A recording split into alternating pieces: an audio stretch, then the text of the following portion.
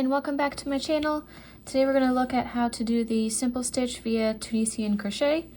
And so to start off, you would have had to do a foundation row, and then to do the simple stitch here, we are going to be working in these front loops here all the way across. So we're ignoring all these top loops, just working on the side ones.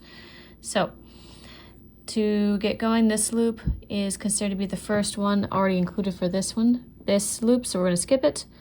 So we're going to go in, yarn over, pull through, and just going to keep going through that front loop all the way across the row for the first half of this stitch.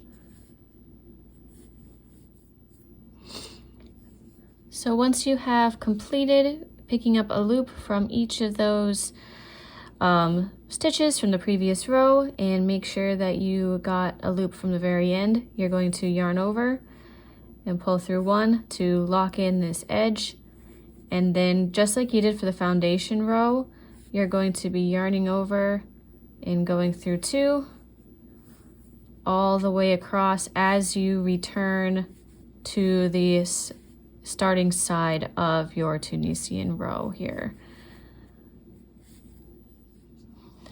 And that, my friends, is how to do the simple row in Tunisian crochet.